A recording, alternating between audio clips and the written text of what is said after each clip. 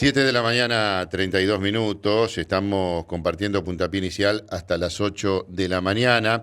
A esta hora le queremos agradecer a Héctor Polino, responsable de Consumidores Libres, que nos atienda. Héctor, Gustavo Sacañino lo saluda. Gracias por atendernos. ¿Cómo le va?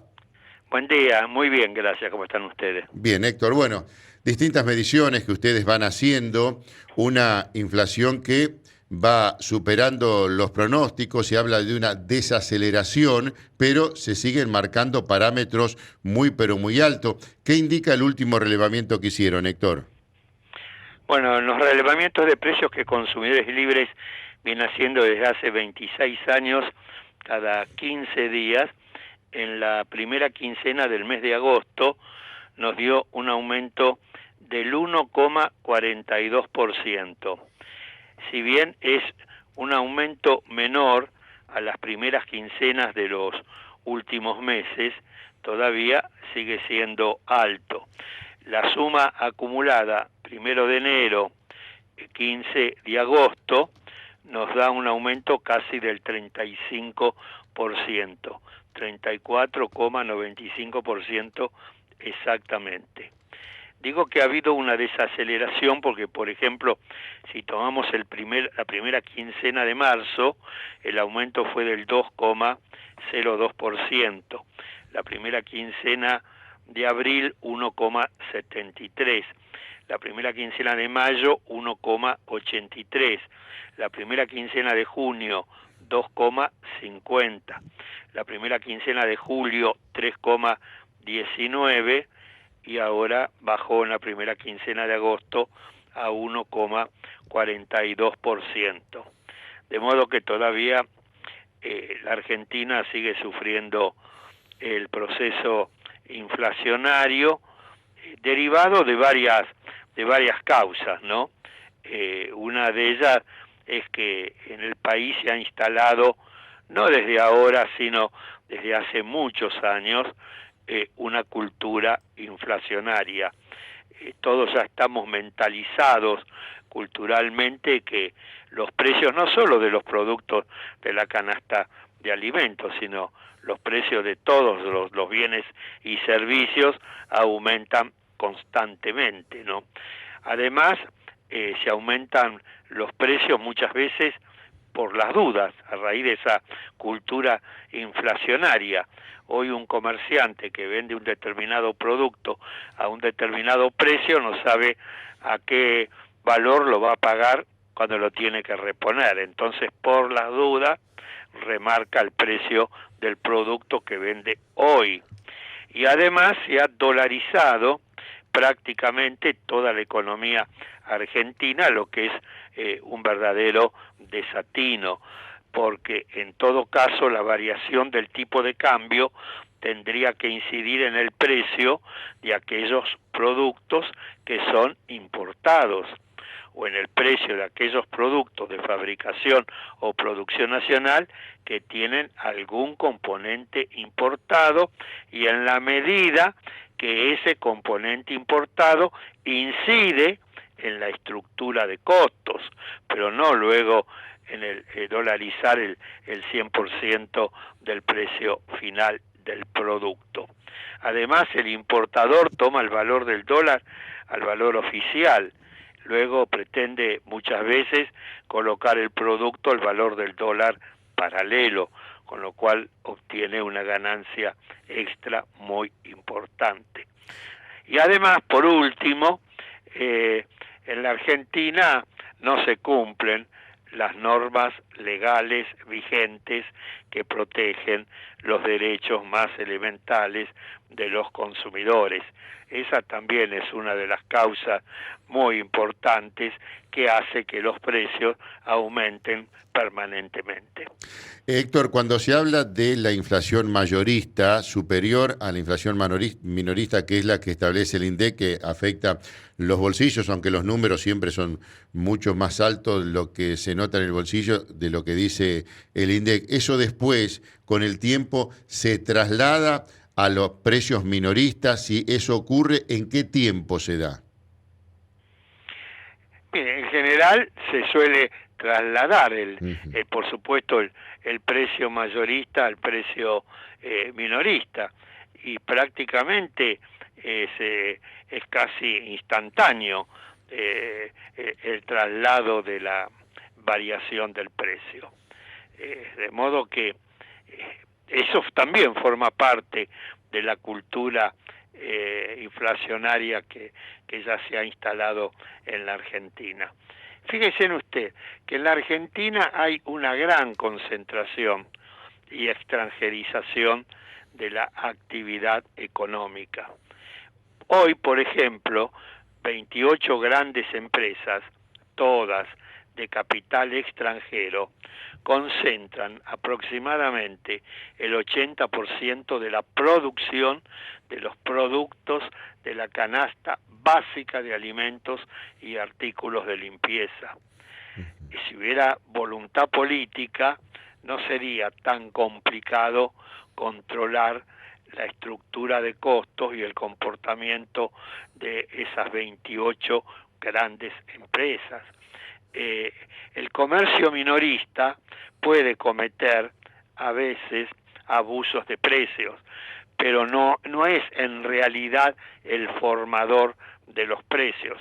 Los formadores de precios y de formadores al mismo tiempo son las grandes empresas, son los grandes grupos económicos. Fíjense en que los Estados Unidos de Norteamérica, que es la potencia capitalista por excelencia, tiene una ley antimonopolio y la cumplen en su país. En la República Argentina no hemos podido poner en funcionamiento nunca el Tribunal Nacional de Defensa de la Competencia establecido por la ley antimonopolio. En el año, yo cuando fui diputado nacional, fui el coautor de una ley de defensa de la competencia o ley antimonopolio. Esa ley creaba un Tribunal Nacional de Defensa de la Competencia. Estuvo vigente más de 8 años esa ley. Nunca se constituyó el tribunal. Luego la ley se la derogó. Sí. Y en el mes de mayo del año 2018, el Congreso Nacional volvió a sancionar una nueva ley de defensa de la competencia o ley antimonopolio sobre la base de iniciativas legislativas presentadas por diputadas y diputados del oficialismo y de la oposición de entonces. Esa ley crea un tribunal compuesto por 5 miembros. Pasó el resto del año 2018, todo el año 2019, todo el año 2020. Estamos en agosto del 2021 y no se designaron los 5 miembros integrantes de ese tribunal. ¿Se da cuenta cuál es el problema de la República Argentina? Héctor, para regular los precios tanto mayoristas como minoristas. Tiene que ver con una intencionalidad detrás de todo esto. Podemos estar leyendo entre líneas cuáles eran las funciones de ese tribunal, más allá que usted dice que todavía no se habían nombrado los 5 miembros, de qué manera establecía una competencia leal en contra de los monopolios. Y bueno, el tribunal, a través del cumplimiento de lo que establecido en la ley, tenía que evitar prácticas monopólicas, tenía que evitar acuerdos de grandes grupos económicos en elevar artificialmente los precios de los productos. Tenía que facilitar el desarrollo de la transparencia del mercado. Y sin embargo nunca se pudo constituir ese tribunal. Le voy a dar otro dato también relevante. La reforma de la Constitución Nacional del año 1994 creó una figura muy importante, la del defensor del pueblo de la nación, dotado por la propia Constitución de amplias facultades para defender los derechos de los usuarios de servicios públicos, los derechos de los consumidores, etcétera.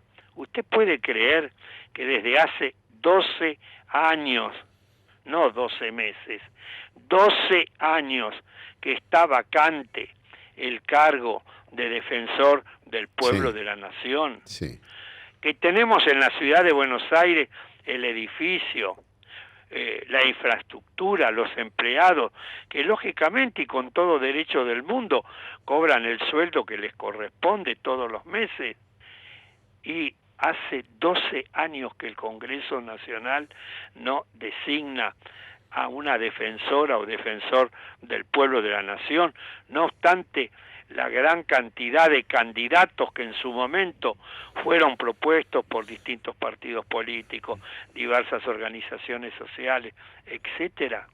Ese es el problema de la República Argentina. No se cumplen las normas legales. En el mes de abril del año pasado, el Poder Ejecutivo Nacional dictó un decreto delegando facultades de control propias a los intendentes municipales en el control de los precios en sus respectivas áreas de competencia. sí. ¿Y qué grado de involucramiento usted ve por parte de los distintos gobiernos provinciales y gobiernos municipales en el cumplimiento y en el control de los precios en el área de su jurisdicción? Héctor, entonces estamos hablando de un patrón de conducta, ¿no? De hacer para no hacer, o sea, hacer la ley o generar vínculos relacionados con organismos para el control, para después no controlar, o sea, que no funcionen. Exactamente, y por eso estamos como estamos. ¿O por qué cree usted que la inflación que la Argentina tiene en un mes, la inmensa mayoría de los países del mundo no la tienen en un año? ¿Por qué razón? Sí. Porque no cumplimos, perdón, no cumplimos las normas legales vigentes. Esa es la razón. Héctor, Si usted escucha, sí, algunos economistas le hablan de la emisión monetaria, de la carga impositiva, etcétera. Sí, eso tienen razón, pero los impuestos se modifican todos los días en la República Argentina. No. Ahora, los precios, ¿por qué aumentan todos los días? Y cuando hubieron gobiernos que disminuyeron, por ejemplo, el porcentaje de IVA en determinados alimentos, al poco tiempo dejaron sin efecto. Yo me acuerdo en la época en que el ministro de Economía, Lavagna, era ministro de Economía, disminuyó el IVA en 2 puntos en los alimentos. Y a los 2 meses lo volvió a restablecer porque no se reflejaba esa disminución del IVA en el precio final, claro, de los productos. Sí, sí, la verdad que cuesta entenderlo, ¿no? Parece que eso fuera un chiste cuando se baja un impuesto y ese impuesto no termina bajándose porque el precio de los alimentos no implica una variación hacia la baja. Y última pregunta, Héctor, agradeciéndole este contacto. Y hay otro dato más significativo todavía que ese de la época del ministro Lavagna. El gobierno anterior, el gobierno de Mauricio Macri, sí, cuando perdió las elecciones primarias en el año 2019, a 13 productos de la canasta de alimentos le quitó el IVA, lo que generó hasta el mes de diciembre, lo que generó incluso la presentación judicial de un conjunto de gobernadores, porque como el IVA es un impuesto que se coparticipa con las provincias, el gobierno nacional giraba menor cantidad de dinero que surgía del IVA a las provincias, y fueron a la Corte Suprema de Justicia de la Nación. Y desde el mes de agosto del año 2019 hasta diciembre se le había quitado el IVA a 13 productos de consumo masiva. Se le quitó el IVA. Algunos tenían 10,5% y otro el 21%. Y usted vio que algunos de esos productos que le quitaron el IVA, algunos del 21%, el precio del mismo bajara 1 centavo. Sí, es lo que estábamos diciendo recién, Héctor. El tema de la canasta básica y el salario promedio, tengo entendido que en los últimos años lo que sucede ahora es que cada vez se necesitan más salarios promedios o medios para alcanzar la canasta básica, ¿no? Exactamente. Desde el mes de diciembre del año 2015, los salarios han perdido alrededor del 40% en el poder adquisitivo. Alrededor del 32% de los hogares en la Argentina son pobres, y dichos hogares tuvieron ingresos familiares total promedio de 29.500 pesos. En 5 años, el salario de referencia percibido en diciembre del año 2015, actualizado a pesos de septiembre de julio de este año, equivalen a 70.000 pesos. Debería ser de alrededor de 70.000 pesos. ¿Cuántos trabajadores perciben ese salario? Sí, la verdad es una La situación de los trabajadores monotributistas es peor aún que los que están dentro de los convenios colectivos de trabajo. Y a la pérdida del poder adquisitivo general hay que agregar la no percepción que hubo desde el medio aguinaldo en el periodo anterior. La no percepción del presentismo, etcétera. Sí. Héctor, le agradecemos este contacto, que tenga una buena jornada y bueno, a establecer que lo que se dice en algún momento se puede llegar a cumplir. La historia marca todo lo contrario, pero bueno, hay que seguir luchando y esperar que esto en algún momento se dé. Le agradecemos este contacto y le mandamos un abrazo. Muchas gracias, que siga muy bien. Gracias igualmente. Héctor Polino, responsable legal de Consumidores Libres, pasó por Puntapié Inicial, 7 de la mañana, 50 minutos.